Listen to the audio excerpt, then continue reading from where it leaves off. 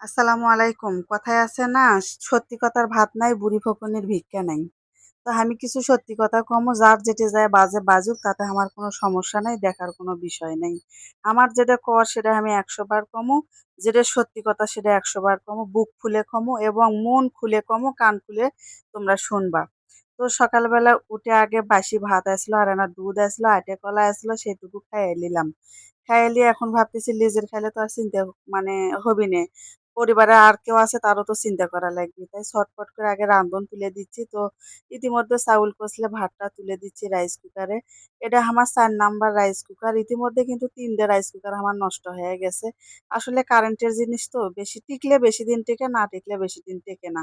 তো আমাদের গ্রামের বউ বা হচ্ছে বয়ে গেলে সকালবেলা উঠে চিনতে, আর হচ্ছে সন্ধ্যা লাগলে চিনতে যে কি রান্ধমু, কি খিলামু, ছোলে গরক সময় গরক কি রাইন্দে দিমু মুখের আগে, এই চিন্তা হলো বড় চিন্তা।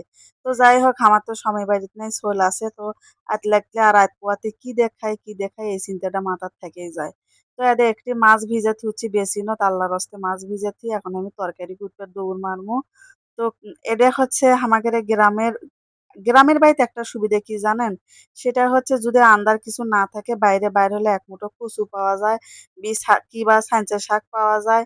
অনেক ধরনের শাকসবজি কিন্তু পাওয়াই যায়। গ্রামের বাড়ির শাক তরকারি আনদালে কোনো টেনশন করা লাগে না। তো এটা হচ্ছে আনাজি কচুর ডাঁড়া। আমাদের গাবতলী বগুড়া এলাকাত আনাজি কচুর ডাঁড়া বলেই পরিচিত। তোমরা কি নামে ডাকো জানি না। তোমরা এটা কি নামে ডাকো কচু আবার হামাক কিন্তু অবশ্যই জানাবা।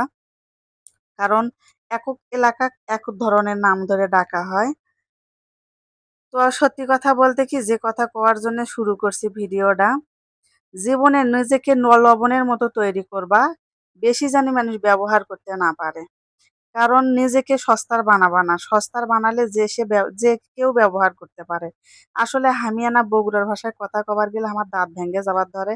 কথার মধ্যে অনেক ভুল হলে অবশ্য ক্ষমার দৃষ্টিতে দেখবা, আর একটু বুঝে নেওয়ার চেষ্টা করবা যে আমি কি কবার চাচ্ছি। তো কথা হলে সেটাই, নিজেকে সবসময় শক্ত এবং মজবুত রাখবা, মনটাকে শক্ত করবা। অল্প কিছু কথা হলে ভেঙে পড়বা না, কারো কথায় কান্না করবা না। কেউ যদি কিছু বলে সেটা আগে নিজের মনে মনে ভাববা যে আচ্ছা, এটা আমার ভুল আসলো না অন্যের ভুল আসলো। অনেকেই কিন্তু আছে, তুমি ভালো করে করলেও মানুষ ভুল ধরার লোকের অভাব নাই। কারণ মানুষ সত্যিটা কবারই দেয় না, সত্যি কথা কইলেই বিপদ। তাই তারপরও আমাদের সত্যি কথা কওয়াই লাগবি। কারণ সত্যি কথার ভাত অবশ্যই আছে। আর সত্যি কথার আল্লাহ সহায় থাকে।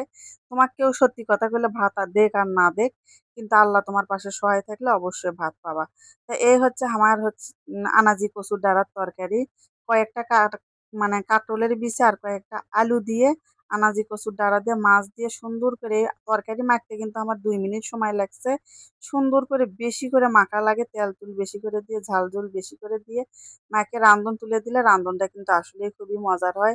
তো যাই হোক, অনেক পেঁচাল পান্ন, যদি আমার কথার মধ্যে কোনো ভুল হয়ে থাকে অবশ্যই ক্ষমা করে দিবা। তো এখন ভিডিওটা শেষ করিচ্ছি। আমি কিন্তু সত্যি কথা কইতে কখনো ভয় পাই না কাউকে। কারণ আমার কথা কি, আমি সত্যি কথা কমই। তাতে যদি তোমার বাইজা যায় কুটি বাজে বাজুক। আমার কোনো দেখার বিষয় নেই। আমার কথা যদি ভালো লাগে থাকে তো অবশ্যই সাবস্ক্রাইব করে পাশে থাকবা। আল্লাহ হাফেজ।